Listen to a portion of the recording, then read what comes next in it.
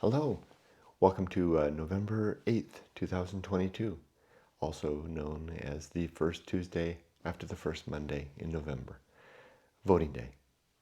My name is Kurt Bell, and this is my daily Good Life Meditation video, something that I do every morning shortly after waking up to remember my life objectives and principles and to see how I did apply these to the challenges and opportunities I met yesterday, to plan for today, and to ready myself for opportunity and challenge. It's 4:30 a.m. spot on, so let's do this. It is election day, and I am an American election worker, and so I will be working a long day today. I'll be working from my office, the office where I usually work, and then in the late afternoon, I'll be going to the voting center in Riverside, where I'll be working until the registrar of voters calls the election as complete for that night, including all of the counting. It could be an average night, maybe 10 o'clock, 11 o'clock at night for a major election, a midterm election, or it could go late into the night, or even into the morning, or even into tomorrow, depending on how things go. So far, everything's been very smooth, going really well, so I'm anticipating that I'll get home before midnight. We'll see. So anyway, let's think, how did I sleep last night, and how did I deal with yesterday's opportunities and challenges, and what were they? Sleep was really good, although daylight savings time did get me, and my body was up an hour ago, more than an hour and a half ago, thinking it was time to get up. But the daylight saving times, they say, affects the older people. It affects us more as we get older, and that certainly seems to be the case.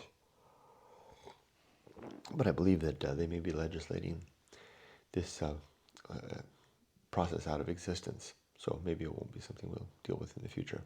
I think I need to do something with a light here. I need a little light source over there for this. I think so, maybe a little lamp. I'll try some experiments. Otherwise, what challenges and opportunities did I face yesterday? It was a solid day at work. I just pushed myself right through, even the hard parts. And I did so more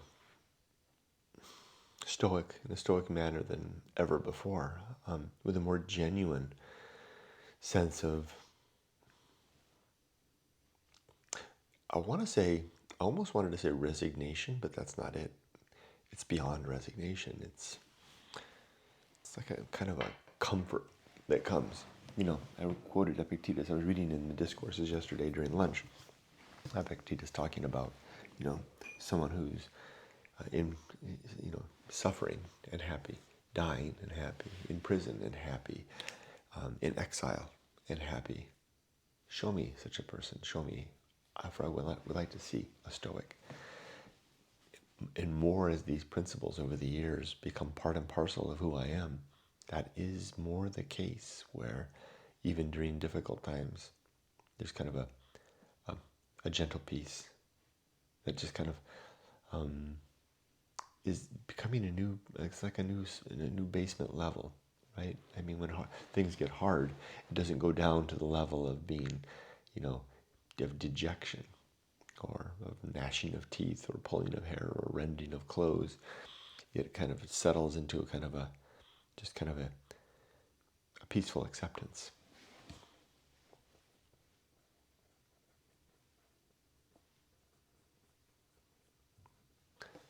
That is kind of probably a good way to describe it. Acceptance. Stoics accept what is beyond their control. Well, it's not even really acceptance, really, though. If I think about it more, it's indifference. A peaceful indifference. Scratch that word.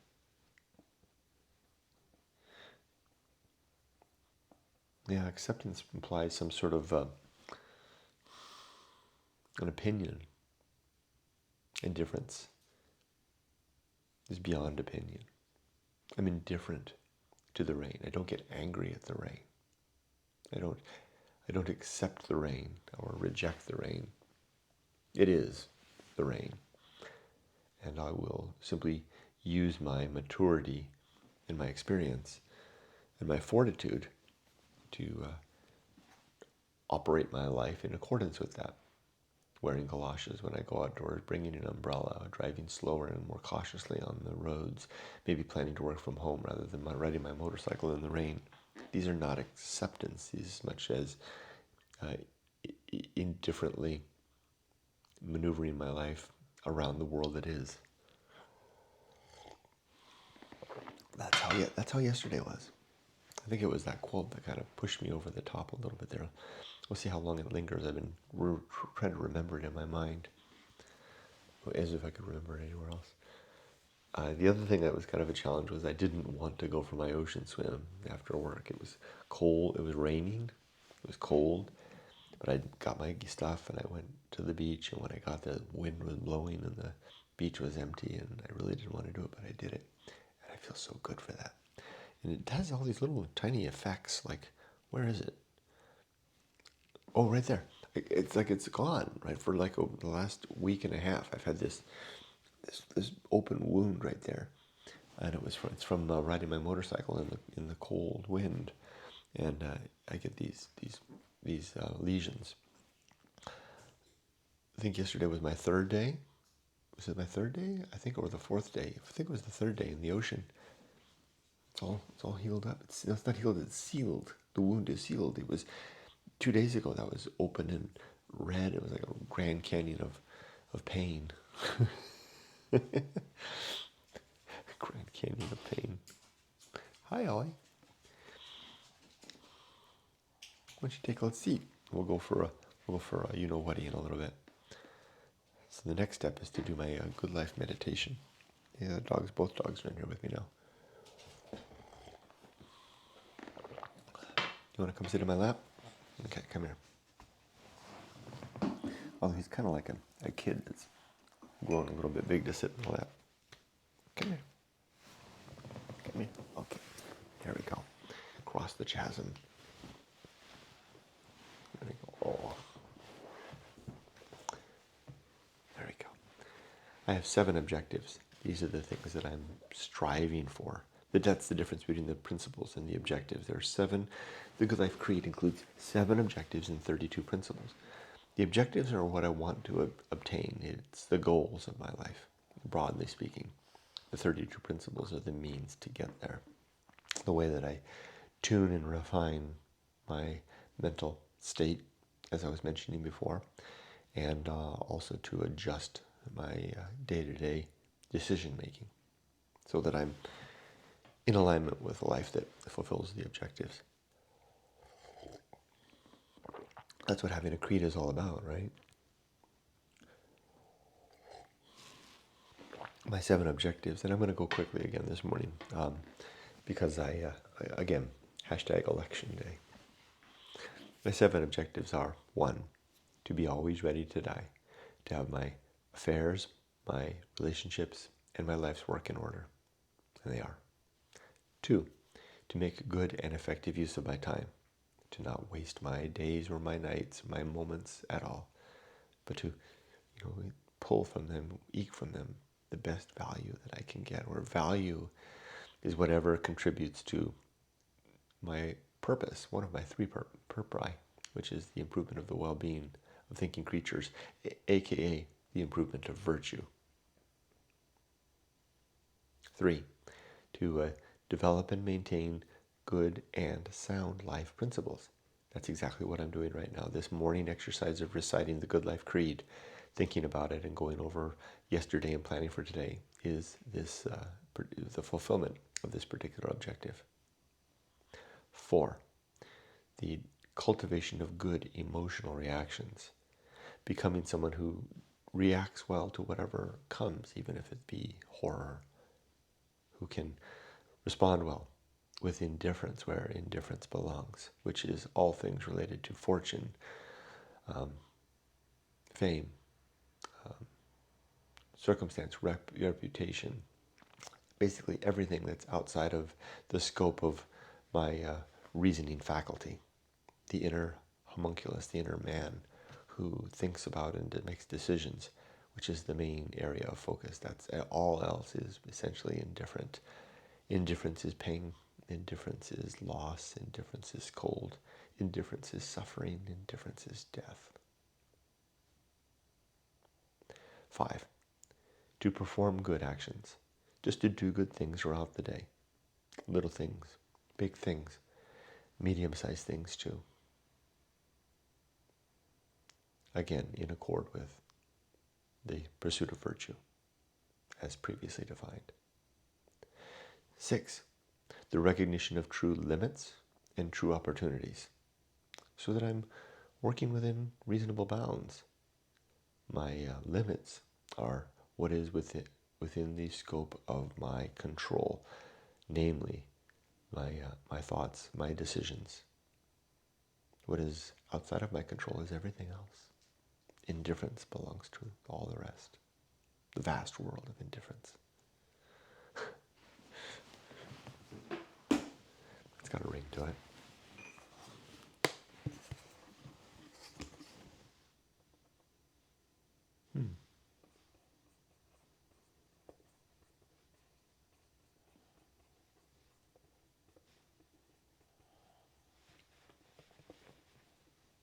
7, to do just one thing at a time, and to do that thing slowly and deliberately and carefully, to not multitask.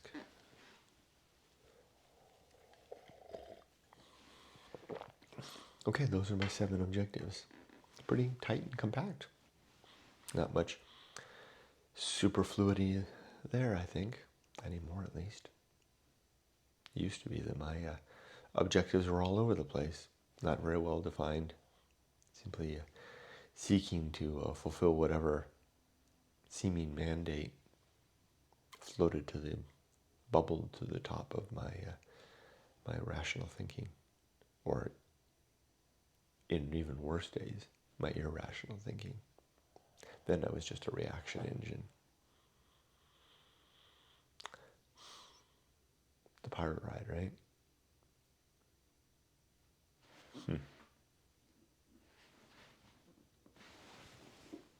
I like that one too. A reaction engine.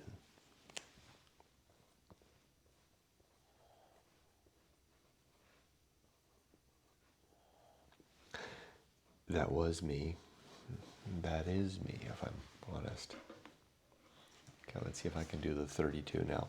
I got it yesterday, all 32. Let's see if I can do it again. I'm just going to do the lightning round. Ready? 32 principles as follows. War, reason, homunculus, anchor hold, home of good and evil, purpose, atomic principle, pirate ride, principle of nature, maturity, social principle, public speaking, distraction, agency and the Great Indifference,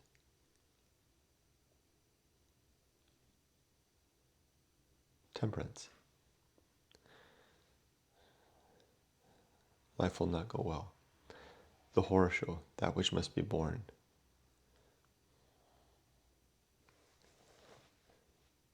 The feast of offal. The best seat in the house. The restless man. The path of wildness. The great life adventure.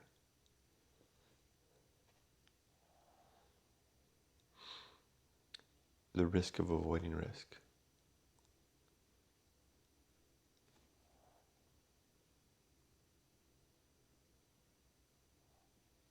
Sin and damnation, complete oblivion.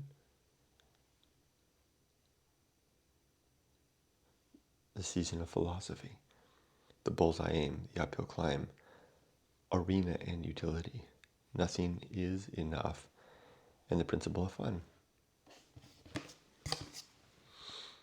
32. And 32, yesterday and today.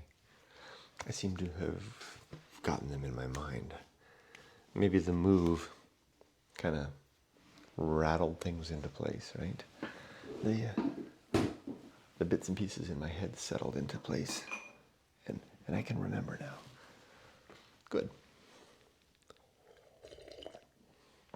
Oh, by the way, if you are curious about the Good Life Creed, these 7 Objectives and 32 Principles. You can find them in my book, Going Alone.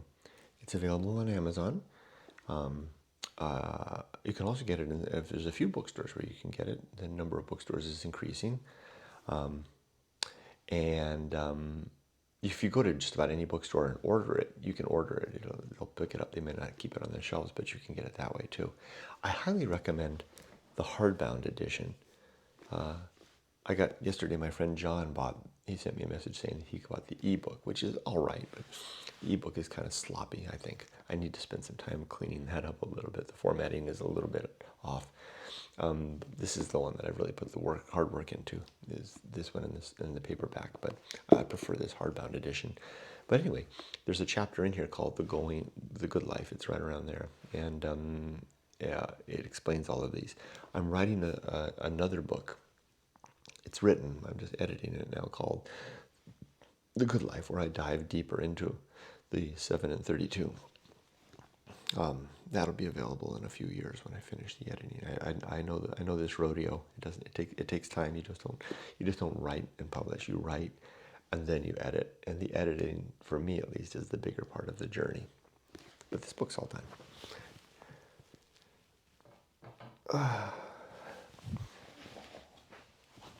Oh, you can also get it on my website, goingalone.org.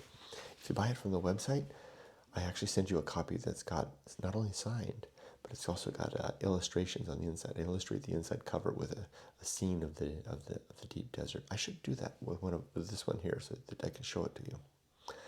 Anyway, that's enough of that. Let's talk about the day. Big day. Election day. So I'm going to finish this. I'll read my Bible.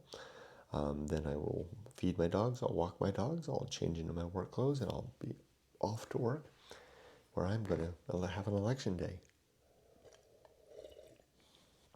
It'll be a long day. It'll be a good day. But I'll remember my Stoic principles. I'll remember where the line between indifference and full attention resides. Wish you all the best. Be safe, but not too safe. And I do plan to run tonight into the sea, even if it's dark. Yes.